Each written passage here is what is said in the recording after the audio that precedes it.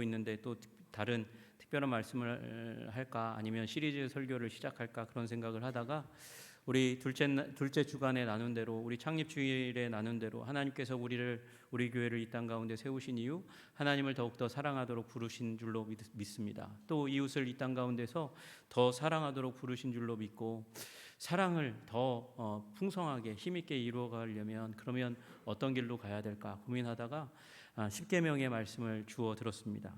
여러분, 이 세상에는 많은 십계명이 있습니다. 부부 십계명, 남편 십계명. 요새 남편 십계명은 아내한테 죽어 살아라, 이게 대요지인 것 같아요. 그런 남편 십계명, 아내 십계명, 성공 십계명, 행복 십계명, 여러 가지 십계명들이 많이 있습니다. 건강하게 살려면 어떻게 하냐, 건강 십계명 등등등 붙일 만한 너무나 많은 십계명들이 있습니다. 그런데 문제가 뭐냐면 진짜 십계명을 잊어버리고 살아가고 있는 시대가 지금 이 시대라는 것입니다. 왜 오래된 케케묵은 그렇게 세련되지 않은 것 같은 십계명을 다시 주워들어야 됩니까?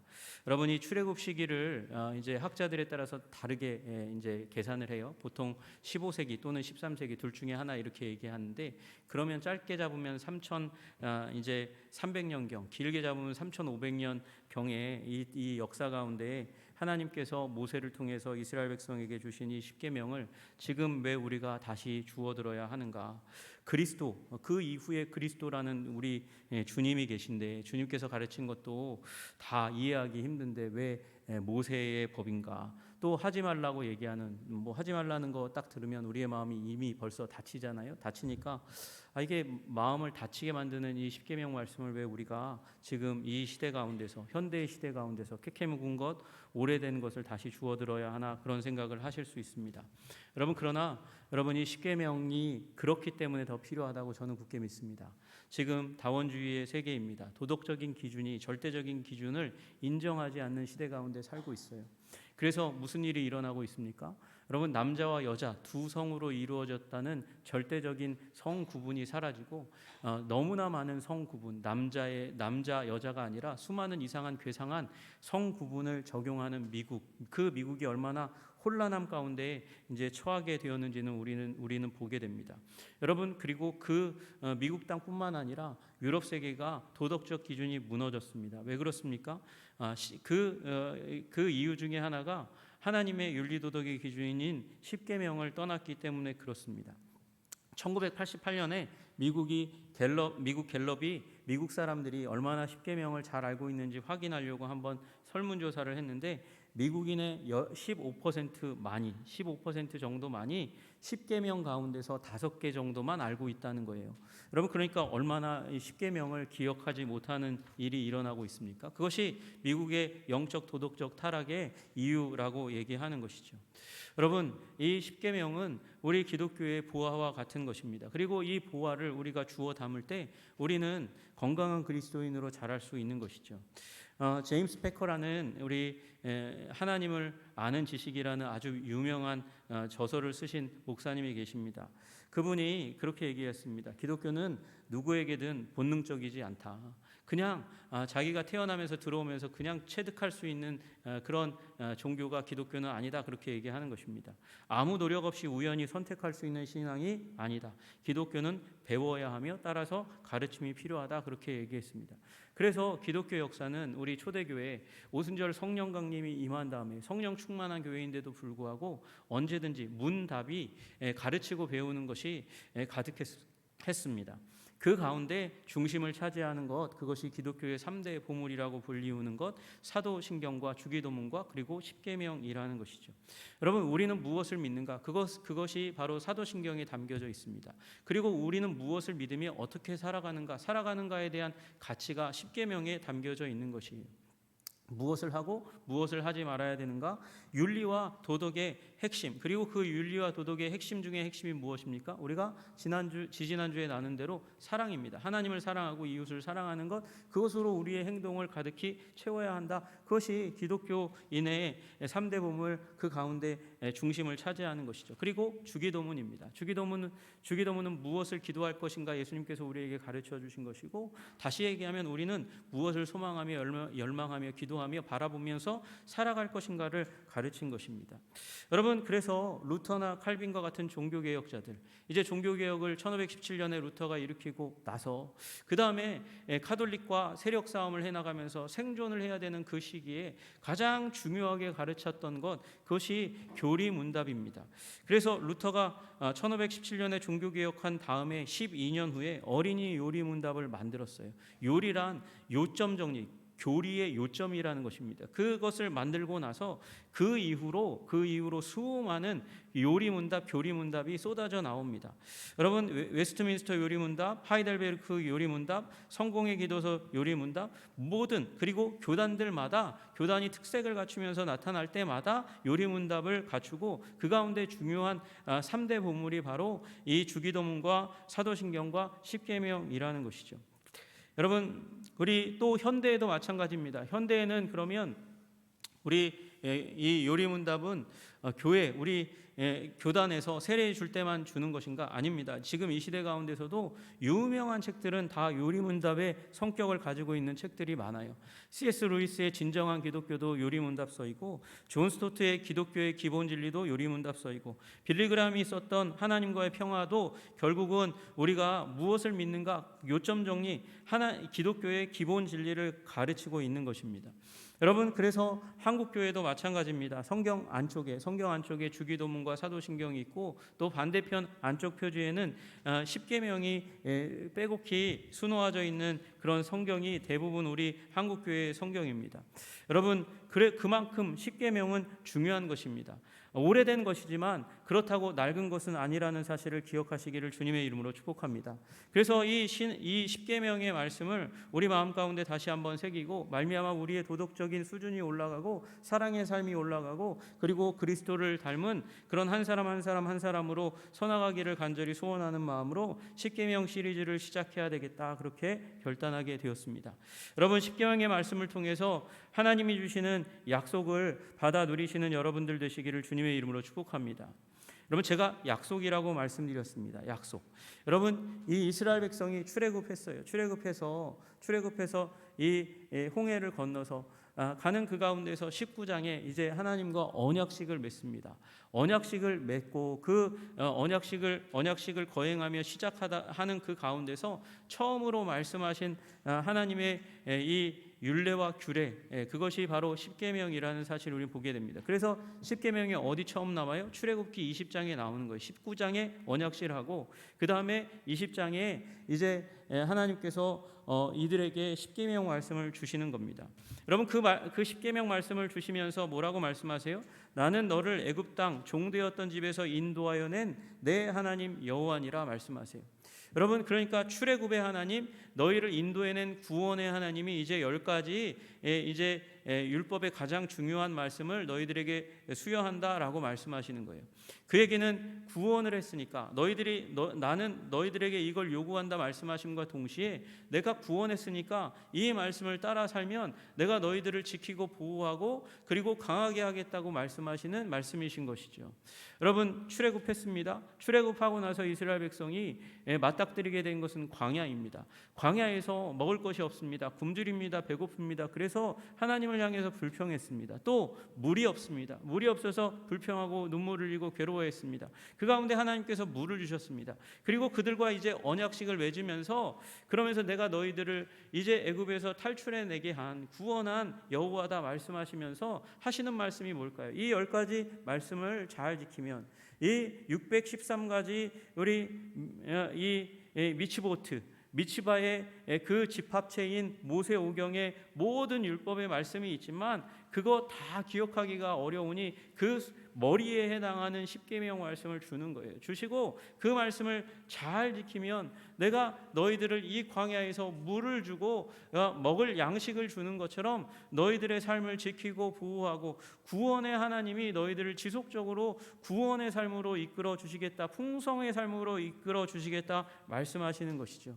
여러분, 그 십계명의 말씀을 그러므로 여러분 잊지 말고 마음에 새기고 그리고 따르시는 여러분들 되시기를 주님의 이름으로 축복합니다. 여러분, 이 말씀이 너무도 중요하기 때문에 아주 특별하게 주셨어요. 여러분, 신명기 4장 13절에 그렇게 말씀하세요. 여호와께서 그의 언약을 너희에게 반포하시고 너희에게 반포하셨다. 다시 얘기해서 이스라엘 백성들이 들리게 주셨다는 거예요. 여러분, 다른 말씀은 모세를 통해서 주셨습니다. 그러나 십계명 말씀은 이스라엘 백성들이 다 들을 수 있게 반포하셨다, 음성으로 발하셨다는 거예요. 너희에게 지키라 명하셨으니 곧 십계명이며, 그죠? 십계명을 주님께서, 하나님께서 이스라엘 백성 전체에게 반포하셨고, 게다가 두 돌판에 친히 쓰신 것이라. 하나님께서 친히 그 십계명 두 돌판에 십계명 이 조항들을 다 기록하셨다고 말씀하셨어요. 그 입으로 말씀하시고 손으로 쓰실 뿐만 아니라 언약궤에 넣어서 보관하도록 하신 것이 십계명입니다. 그러니까 613가지 이 율법 조항들 가운데서도 가장 중요한 것이 바로 십계명 말씀이고, 십계명 말씀의 핵심은 결국 엑기스를 짜보니까 우리 예수님 말씀하신 대로 하나님을 사랑하고 이웃을 사랑하라고 말씀하시는 거예요. 여러분, 율법은요, 율법 이 십계명은요, 결국 사랑의 법인 줄로 믿으시기를 주님의 이름으로 축복합니다. 십계명을 따라 살면 충만히 하나님을 사랑할 수 있고 또 이웃을 사랑하게 되는 줄로 믿으시기를 주님의 이름으로 축복합니다. 그런데 이 십계명을 주실 때 하나님이 특별히 이 십계명을 수식하는 말을 하나 넣으셨어요. 우리 출애굽기 34장에 말씀하십니다. 여호와께서는 언약의 말씀 곧 십계명을 그 판들에 기록하셨더라. 언약의 말씀, 약속이 있는 말씀이라는 거예요. 약속하신 거예요. 약속하신 그 약속이 무엇입니까? 약속은요, 그 말씀, 십계명의 말씀을 잘 따라가면 너희에게 좋은 것이 임할 것이다 라고 말씀하시는 것이에요. 여러분, 우리 새해를 시작하면서 신명기 말씀을 나누었습니다. 신명기 말씀을 나누었고 오늘 이제 예배를 여는 말씀도 제가 신명기 28장에 처음 말씀을 나누었습니다.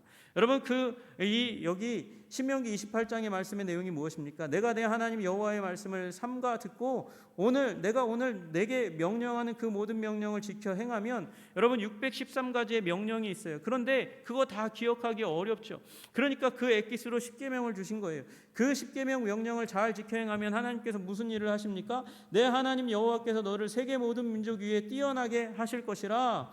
내가 내 하나님 여호와의 말씀을 청종하면 이 모든 복이 내게 임하며 내게 이르리라, 그렇게 말씀하셨어요.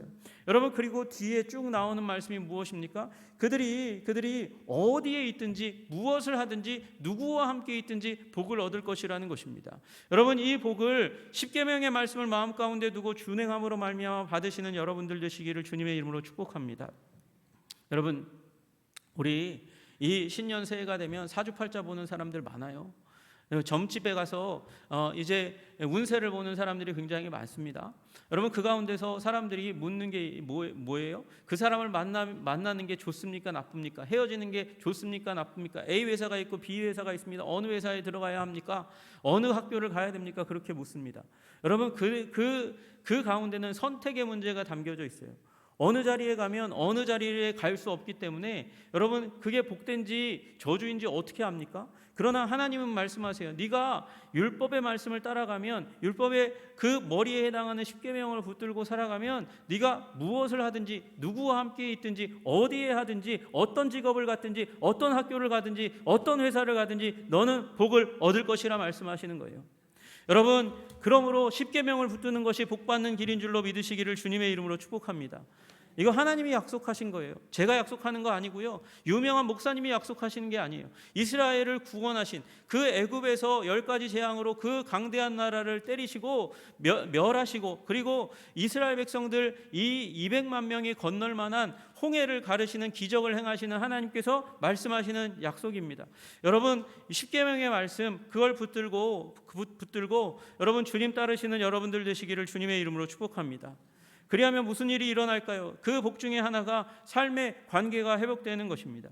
여러분, 삶은 관계로 구성되어 있습니다. 삶은 여러 가지 관계로 구성되어 있고, 그래서 삶을 망쳤다는 건 관계를 망쳤다는 것입니다. 관계를 잘한다는 것은 삶을 제대로 이루어 간다는 것을 의미하는 것입니다. 여러분과 저의 삶은 하나님과의 관계, 이웃과의 관계, 그리고 그것들과의 관계로 이루어져 있습니다. 그 관계 가운데 승리해야 합니다. 그런데요, 우리 인류는 현대사회 똑똑하다고 하는, 과학이 발달하고 그리고 지식체계가 발달하고 이 시대처럼 발달한 시대가 없다고 얘기하는 이 시대 가운데 보세요. 여러분, 우리 하나님은 없는 것처럼 살아가는 사람이 얼마나 많이 있습니까? 그들이 최우선의 관계로 삼는 것은 사람과의 관계조차도 아니고 물질과의 관계를 가장 좋은 곳으로 여기고 있습니다. 여러분, 그래서 우스갯소리인지 진담인지 모르겠지만 로또에 복권에 당첨되면 어떻게 해야 한다 그래요? 그걸 철저하게 주위 사람들에게, 아내에게 다 숨겨야 된다고 얘기합니다. 그걸 숨기고 그 다음에 뭘 해야 되냐? 관계를 다 끊어야 된다는 거예요. 부부와의 관계도 끊고 심지어는 자녀와도 굉장히 멀리 두고, 그리고 그 이제 이혼 딱 하고 나면 그때 유산 나눠줄 사람 없게 될 때에 복권 당첨 이 사실을 은행에 알리고 돈을 찾아와야 된다고 얘기하는 거예요. 여러분, 그게 뭐예요? 돈이 가장 위대한 우상이 된 거예요. 가장 좋은 관계로 여기는 일들이 일어나요. 그래서 가장 소중한 관계인 가족과의 관계도 깨어지고 하나님과의 관계는 없어진 것이죠. 그것과의 관계가 제일 소중하고, 그 다음에 사람과의 관계, 하나님과의 관계는 있는 듯 없는 듯 하는 관계의 역전이 일어났으니까 현대 사람들이 그렇게 지식이 충만한 가운데 살아간다 해도 불우한 삶을 살아가게 되는 것이죠. 여러분, 사람들을 향해서는 군림합니다. 상대편을 무시합니다. 인격적인 관계는 그 가운데 없습니다. 여러분, 인격적인 관계는 무엇입니까? 존중하고 아끼고, 그리고 서로를 향해서 반응하는 거예요. 서로를 받아들이고 요구를 하기도 하고 요구를 받기도 하는데, 이제 이 시대는요, 요구하는 것도 민폐라고 그러고 요구도 받지 않는 서로 상관없는 삶을 살기를 원합니다. 반응하는 게 없어요. 아파트에 사는데 엘리베이터를 타면 강남에서는 엘리베이터에서 인사하는 게 예의가 아니라면 면서요? 그딴 짓은 하면 안 된다 그러는 거예요. 강남에 처음 이사간 목사님이 엘리베이터 타면서 당연히 인사했는데, 강남에 처음 오셨나 보죠? 이사 오신 지 얼마 안 되셨나 보죠? 그러면서 강남에서는 아파트에서 인사 안 합니다, 그렇게 얘기하고 냉정하게 얼굴 딱 새파랗게 하고는, 그러고는 그 목사님을 무안하게 했다는 것이에요. 여러분, 인격적인 관계는 그 서로와의 관계들 속에서 약속하고 응답하고 기뻐하고 즐거워하고, 이루지 못하면 미안하다고 사과하는 것이 인간의 관계인데, 그런 모든 것이 다 깨어졌습니다. 여러분, 그런데 이 모든 관계를 회복하는 것이 하나님을 사랑하고 이웃을 사랑하는 것 안에서 그것들을 관리하는 십계명의 말씀입니다. 여러분, 십계명을 회복할 때 비로소 우리의 관계가 회복되고, 관계가 회복되면 여러분, 기쁨이 우리 가운데 회복되는 줄로 믿으시기를 주님의 이름으로 축복합니다. 여러분, 관계를 바로 맺으면 기쁜 일이지만 그렇지 않으면 삶은 짐이 됩니다. 그래서 이 현대 사회 가운데 삶이 짐인 사람이 너무나 많은 거예요. 여러분, 십계명의 말씀을 붙들고 하나님을 중심으로 삶을 새롭게 관계 정립하시는 여러분들 되시기를 주님의 이름으로 축복합니다. 그러면 인생이 돌체하게 될 거예요. 돌체가 무슨 뜻이냐? 여러분, 돌체라는 말을 많이 듣기는 하는데 이게 정말 무슨 뜻인지는 잘 모르시는 분들이 많아요. 돌체 라떼 할 때 그 돌체거든요. 돌체라는 말은 달콤하다는 말이에요. 달콤한. 여러분, 우리 십계명의 삶은 달콤한 인생으로 가는, 행복한 인생으로 가는 길인 줄로 믿으시기를 주님의 이름으로 축복합니다. 여러분, 그리고 또한 십계명은 우리 하나님께서 우리에게 주신 말씀이기 때문에 여기에 지혜가 담겨져 있습니다.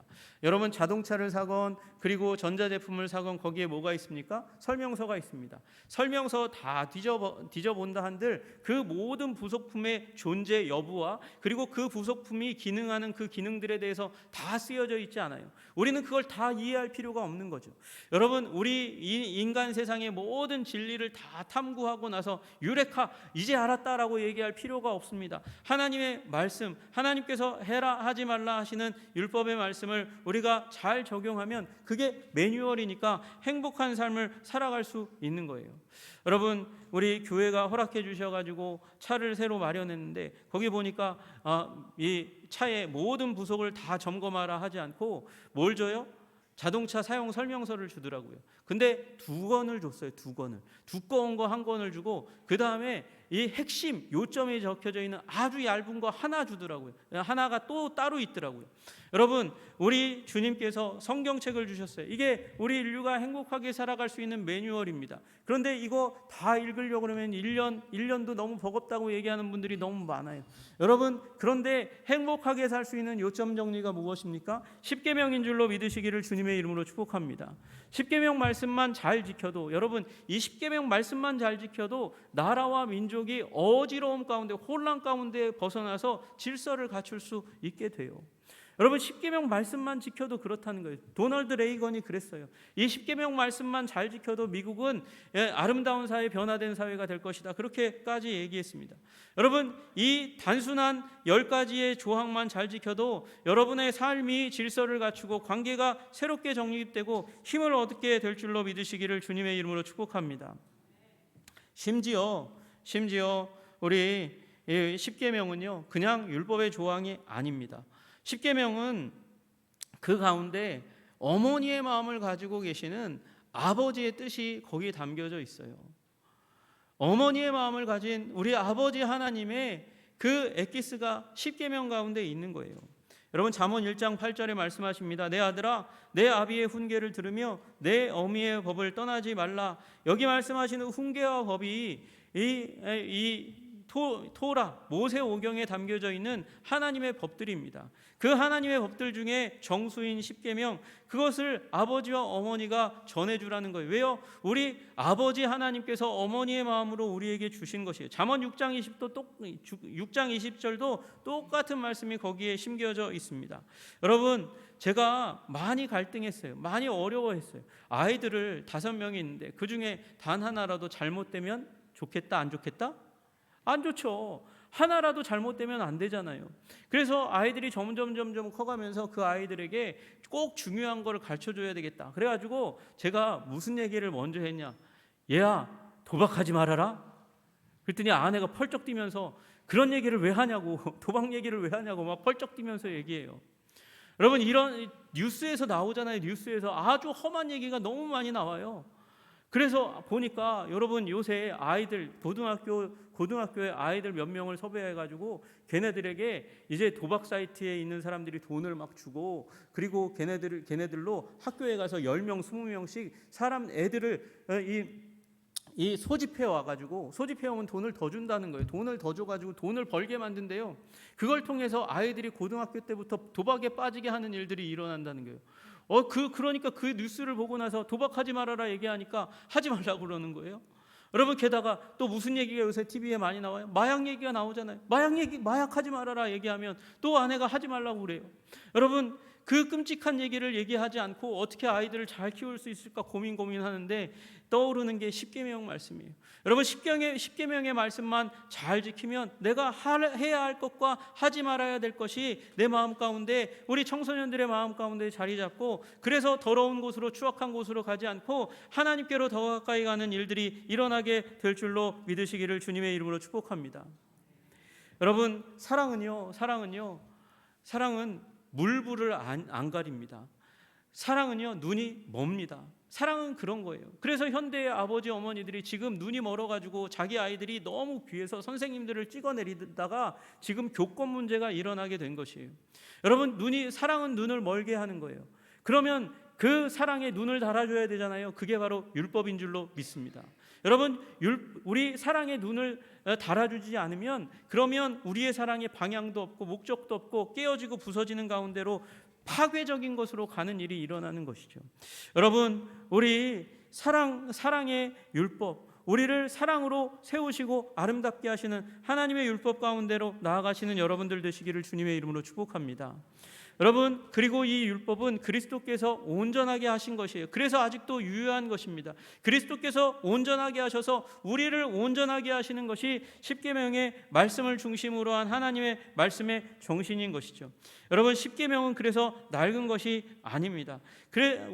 여러분, 아담과 하와가 범죄했어요. 다 아시잖아요. 범죄했잖아요. 왜 범죄했습니까? 하나님께서 주신 그 말씀이, 그 선악을 알게 하는 나무의 열매를 먹지 말라 하신 그 말씀이 어리석어 보였거든요. 여러분, 왜 어리석어 보입니까? 사단이 집어넣어 줬어요. 그걸 먹으면 네가 하나님같이 될 거야. 넌 똑똑해지고 지혜로워질 거야. 이게 하나님의 말씀이 낡은 것처럼 보이고 어리석은 것처럼 보이니까 범죄했어요. 범죄하고 나니까 여러분, 얼마나 우리 인생이 저주받게 됩니까? 여러분, 마찬가지입니다. 십계명을 낡은 것으로 구닥다리로 여기지 마시고 귀한 것으로 여기시기를 주님의 이름으로 축복합니다. 예수님으로 말미암아 이 율법은 온전하게 되었어요. 여러분 마태복음 5장에 말씀하십니다. 내가 율법이나 선지자를 폐하러 온 줄로 생각하지 말라. 폐하러 온 것이 아니요 완전하게 하려 함이니라.